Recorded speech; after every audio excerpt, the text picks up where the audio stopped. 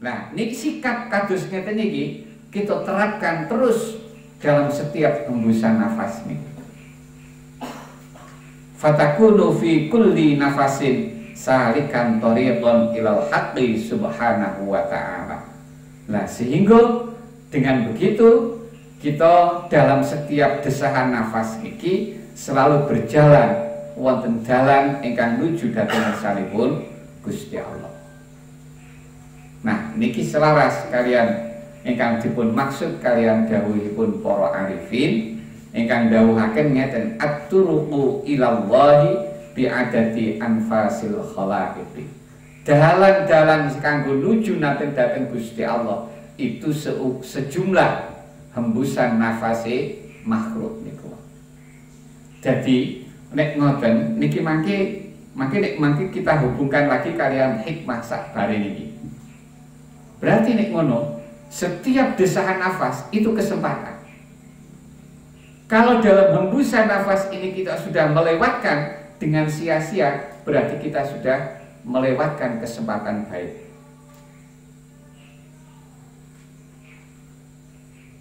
Kanggene salik, setiap hembusan nafas niki merupakan wadah kanggene salik niku mengenal dhateng Gusti Allah. Karena nopo dalam setiap hembusan nafas niki ada hubungan kalian Gusti Allah. Nggih menika hubungan takdiripun Gusti Allah. Dari situ maka piyambake salik niki akan saged mengenal Gusti Allah. Nah, niki kita sering mboten meratekne kaya ngeten niki. Hal-hal kecil kaya ngeten niki niki sing luwih cilik, paling cilik, sing rada gedhe neh kita melangkah ngene. Iso mlaku niku. Napa kita nate mikir nek niku iki bang takdire Gusti Allah. Terus langkah kita niku yo ana hubungan takdire karo Gusti Allah nek. Mboten nate angen-angen kaya ngoten niku. Kita ngedapne mripat niku lho, ya ora tau angen-angen. Padahal kabeh niku selalu wonten hubungan takdiripun Gusti Allah. Nah, niki ingkang dipun jelasaken wonten hikmah dalu menika. Kita diajak untuk memahami tentang hubungan takdiripun Gusti Allah. Kalian perkawis ingkang kita anggap perkawis ingkang kecil sehingga lepas saking pertimbangan kita, lepas saking perhatian kita sedaya. Mulane nek kita mangke sampun saged ningali hubunganipun takdiripun Gusti Allah dalam hal-hal yang kecil niki, mongko otomatis dalam hal-hal yang lebih besar kita pun juga akan tidak pernah lepas perhatian kalian takdiripun Gusti Allah. Niki ingkang dipun harapaken.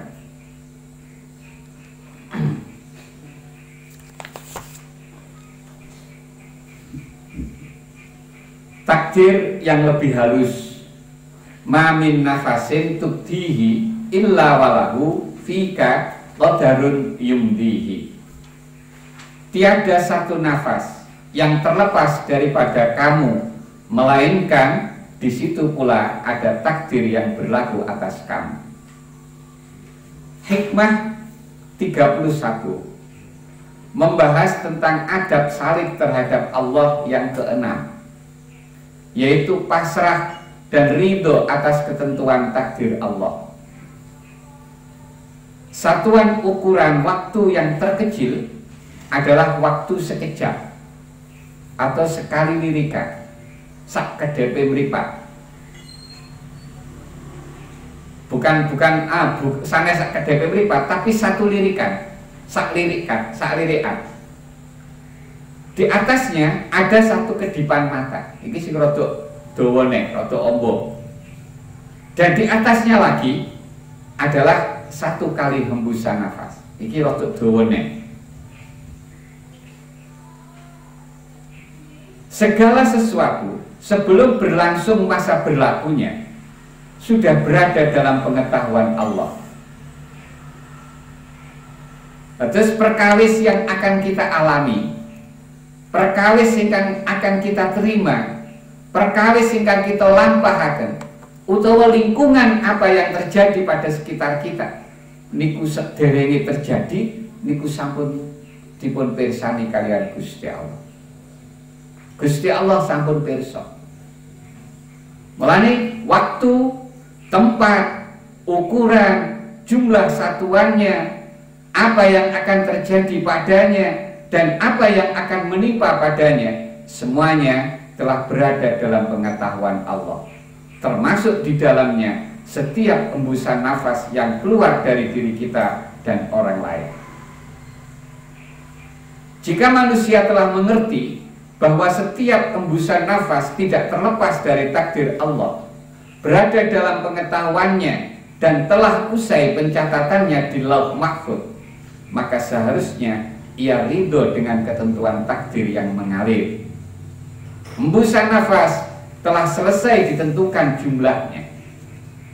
Jadi kita nalikane urung wujud, nalikane kita dereng lahir, niki sampun wonten zaman azali, sampun wonten jatah ketentuan kita.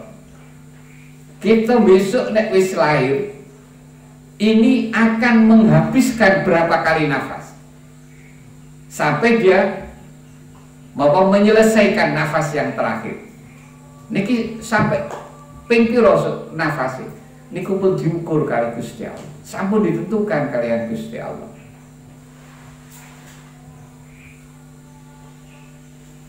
Kedipan mata dan lirikan mata pun juga tidak lepas dari hitungannya. Ketika penghujung nafas sampai di batas akhir, maka berarti telah beralih ke alam akhirat, artinya kematian. Kalau jatah nafas yang dimilikinya di dunia itu sudah habis, sudah berakhir, maka di situ dia akan mengalami satu keadaan yang kita kenal dengan kematian. Di saat kematian inilah maka berarti masa di dunia habis dan kita menuju pada masa akhirat. Bila desahan nafas telah ditentukan jumlahnya, maka bagaimana dengan langkah kita, bisikan hati kita, dan segala apapun yang kita perbuat? Kalau hal yang terkecil saja niku berhubungan kalian takdir Gusti Allah, apa meneh sing luwih gede? Langkah kita apa ati kita niki omong-omongan nopo, bisikne nopo, apa yang kita kerjakan, apa yang kita alami, niku sedaya niki sampun dipun pirsani kalian Gusti Allah dan tidak pernah lepas dari takdiripun Gusti Allah. Nah, wau dipun aturaken. Maka untuk menghadapi situasi niku, adab yang harus diterapkan adalah ridho atas ketentuan takdir, pasrah dan ridho. Lah, maksudnya pengertian ridho niku piye? Hakikat ridho adalah menerima segala apapun yang menghancurkan dengan wajah tertawa. Ini kita beri gambaran yang seringkali ini yang menjadi berlawanan dengan keadaan kita. Jadi uang itu diarani ridho, niki hanya nopo, niki sanes definisi, tapi niki nopo niku tandane nek uang itu mau ridho, niku dia menghadapi apapun yang sing merusak pada dirinya. Misalnya merusak bondone, merusak keluarganya, utawa menjadikan sakit keluarganya, menjadikan sakit pada dirinya. Ini dihadapi dengan sikap tertawa. Niku digambarne ngoten niku. Niku jenenge tondo-tondone wong ridho. Artine apa? Orang ngersula, gak ngersula. Ini Ini hanya digambarkan kebalikannya saja, sebab ini yang seringkali menungso ora iso teko. Nek kita pas apa jenenge nerima napa nampa nikmat, nampa rahmat saka Gusti Allah, mudah kita menerima dengan tertawa, mudah. Lah niku kabeh wong iso nglakoni.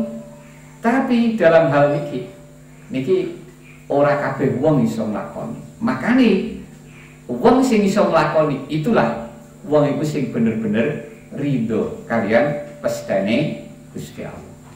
Niku hakikate ridho. Sedangkan hakikat penyerahan adalah menganggap sama antara nikmat dan siksaan. Oleh nikmat, oleh siksa, oleh bencana, iku wis dianggep padha, rasane padha. Ibarat rasa, pomo asin yo asin kabeh. Cara tawar kabeh. Dadi gak ana bedane antara niki mau nikmat utawa iku siksaan utawa cobaan. Rasane panggah. Merasakan nikmat tawar, merasakan cobaan nggih panggah tawar. Dadi gak ana bedane. Nah, niki tondo-tondone wong sing bener-bener pasrah dhateng pestane Gusti Allah. Mulane biasanya nek wong wis iso ngeten, sehingga dia tidak akan memilih di mana dia akan ditempatkan oleh Allah. Dia akan wis manut karo Gusti Allah arep dideleh ning ndi panggonane. Apa panggonan sing penak, sing nikmat, apa panggonan sing ora penak.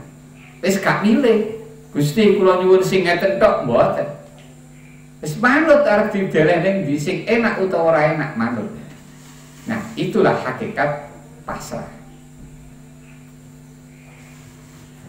Persoalan takdir telah dibahas pada hikmah ketiga. Pada hikmah sing nomor 3 niku sawabiqul himam la tahrukul aqdaro. Niko teng hikmah ketiga kita sampun membahas masalah takdir niki. Nah, wonten mriki wonten hikmah niki kembali kita bahas tentang takdir ini. Cuman dalam hikmah niki yang kita bahas adalah persoalan takdir ingkang lebih kecil. Persoalan takdir semula dikemukakan setelah diuraikan tentang permintaan atau doa yang maksudnya adalah tuntutan terhadap Allah. Wonten hikmah ketika sakderenge kita membahas tentang doa. Apa hakikate donga, pengertiane donga kuwi apa? Nah, kebanyakan orang memahami donga itu adalah tuntutan sesuatu terhadap Allah. Umumnya menungso memahami ini ngoten. Nah, tuntutan-tuntutan yang seperti itu adalah timbul lantaran kurang menghayati tentang takdir. Mulane dia memahami doa itu adalah tuntutan sebab dia kurang paham tentang detailipun takdir. Kini kita diajak merenung pada perkara takdir yang sangat halus, yaitu satu nafas yang terhembus dari diri kita. Kita kurang memperhatikan tentang nafas karena ia terjadi secara spontan, tanpa bersusah payah, dan kita anggap remeh untuk diperhatikan. Sekarang perkara yang kita anggap remeh inilah yang hendak kita perhatikan dengan seksama. Apakah berbeda perkara yang dianggap remeh dengan perkara yang dianggap besar dalam kaitannya dengan perjalanan takdir? Nah, setelah nanti akan kita selami, akhirnya kita akan paham tidak ada bedanya. Buh urusan sing gede, urusan sing cilik, panggah wonten hubungan takdiripun Gusti Allah. Kita perlu bertanya pada diri kita sendiri, adakah setiap nafas yang kita hembuskan itu berlalu secara percuma, tanpa perkiraan, tidak mengikuti ukuran yang ditentukan Allah? Tentu jawabannya tidak. Adakah apabila kita hembuskan satu nafas, hanya nafas saja yang berlalu, atau pada masa yang sama juga terjadi berbagai macam takdir? Takdir Gusti Allah tidak hanya berhubungan dengan nalikane kita menghembuskan nafas. Kita paham hembusan nafas ini adalah dengan takdir Allah. Tapi apakah dalam hembusan nafas hanya terjadi takdir ini saja? Mboten, tasik wonten hubungan takdir lain lagi. Sebab di setiap nafas niki mungkin kita di situasi sedang beribadah, utawa di situasi sedang maksiat. Maka situasi yang kita alami ini pun juga takdiripun Gusti Allah. Nah, makanya berhubungan, masih ada lagi hubungan-hubungan takdir-takdir yang lain. Itu satu gambaran. Perkara yang dianggap kecil ini harus direnungkan dengan mendalam agar kita mendapat pengertian tentang takdir secara terperinci. Nafas ialah udara yang keluar masuk pada badan kita melalui mulut dan hidung. Satu hembusan udara yang keluar dari badan kita disebut satu nafas. Nafas ini penting bagi jasmani kita. Nafas menjadi nyawa bagi diri kita yang zahir. Kehidupan diri yang zahir diukur dengan perjalanan nafas. Mulane di antara untuk membuktikan atau untuk memastikan tiang niku wau sampun pejah napa derek, maka yang kita ukur nafas. Nafas, cik nafas por. Yang kita ukur itu. Nah, mulane itu sangat penting ternyata dalam kehidupan kita. Kita bayangkan, andai saja 1 jam saja kita tidak bisa bernafas, terus pun dirasanya. Kita bayangkan tiang sing lagi sakit sesak nafas nih, begitu sulitnya dia bernafas, sehingga akhirnya ketika kesulitan itu berpengaruh dalam segala hal. Makanya dari sisi ini baru kita akan memahami betapa pentingnya nafas ini. Nah, dan ternyata di dalam nafas ini pun juga berlaku takdiripun Gusti Allah. Di dalam nafas niki nggih wonten hubungan takdiripun Gusti Allah ingkang lintunipun. Niki sing harus kita renungkan dan harus kita perhatikan. Nafas menjadi nyawa pada diri kita yang zahir. Kehidupan diri yang zahir diukur dengan perjalanan nafas. Kita biasanya mengukur umur kita dengan tahun. Kita tidak mengukur umur kita dengan bulan, apalagi dengan hari dan jam. Wis piro umure sampeyan?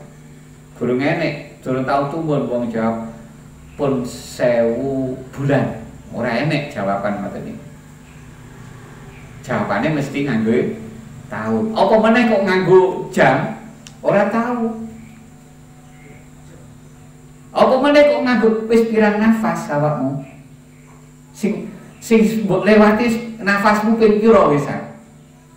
Nggak pernah, padahal itulah sebenarnya ukuran umur kita. Ukuran umur kita di situ.